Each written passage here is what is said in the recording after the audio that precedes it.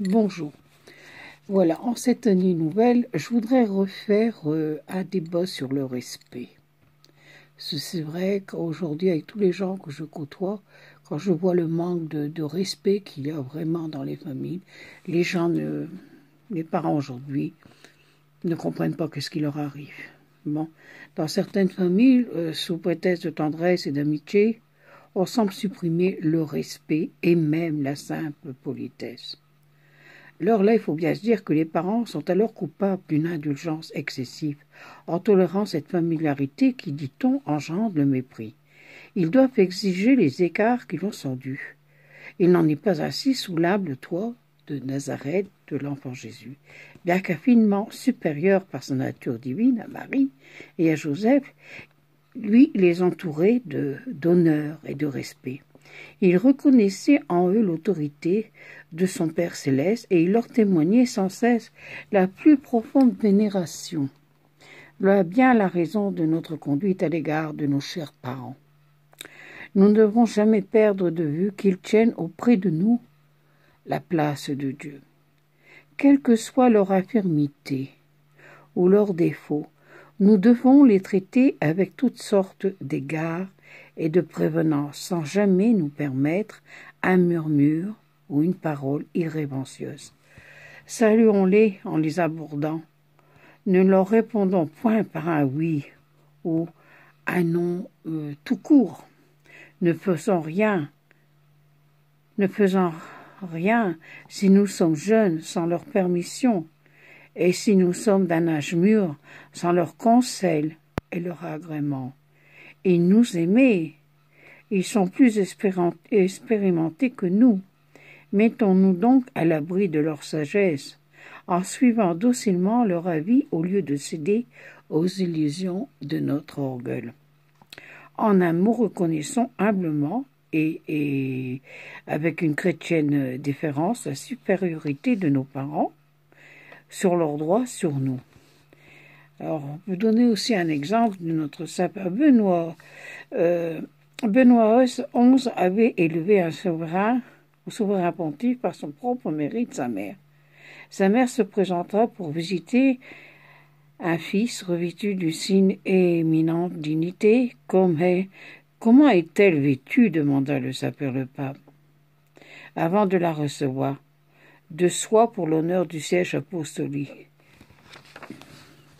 Alors il répondit, oh alors, c'est pas ma mère. Ma mère est une pauvre femme qui ne sait pas ce que est la soie.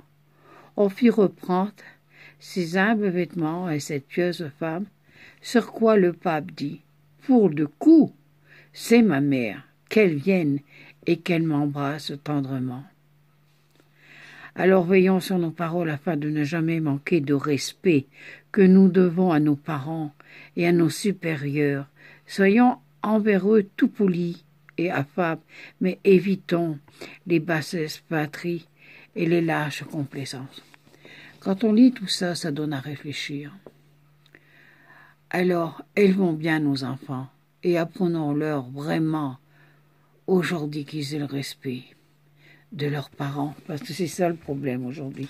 Il n'y a plus de respect, parce que les gens font tout ce qu'ils veulent. Et ça, c'est terrible. Terrible, terrible, terrible quand on voit qu'est-ce qui se passe aujourd'hui dans ce monde actuel, où tout est moderne. Les enfants font ce qu'ils veulent. Et puis voilà, et puis beaucoup de familles...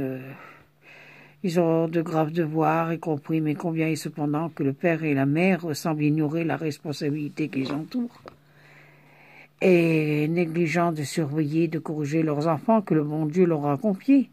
Les malheureux, ils ne tarderont pas à s'en repentir, mais souvent, ce sera trop tard. Ce n'est pas aimer les enfants de les laisser grandir avec leurs défauts, et au contraire de mauvaises habitudes. Un père, une mère, digne de ce nom, s'applique de bonne heure à inspirer autour d'eux l'horreur du mal et l'amour de la vertu, à l'aide de ces principes religieux inculqués dès le plus bas âge. Ils savent toujours où et en quelle compagnie se trouvent leurs enfants, Les parents peu chrétiens aiment leurs enfants, mais d'un amour aveugle et cruel, sensible et seulement un bien présent, ils craignent de leur faire de la peine en les contrariant dans leur petite volonté, et leur adressant sagement et à propos les remontrant ce qu'ils méritent. Bien sûr, ils semblent admirer leurs défauts précoces en faisant de leurs jeunes enfants de véritables idoles. Sans doute, il faut éviter les emportements de la colère, de la mauvaise humeur, mais on doit agir avec fermeté pour réprimer dès leur apparition les moindres défauts. Le bonheur et le salut des enfants sont à ce prix. Alors je crois que c'est vraiment quand on apprend, qu'on réfléchit bien, alors corrigeons nos enfants avec l'amour de Dieu et toutes les bénédictions du ciel. Au revoir.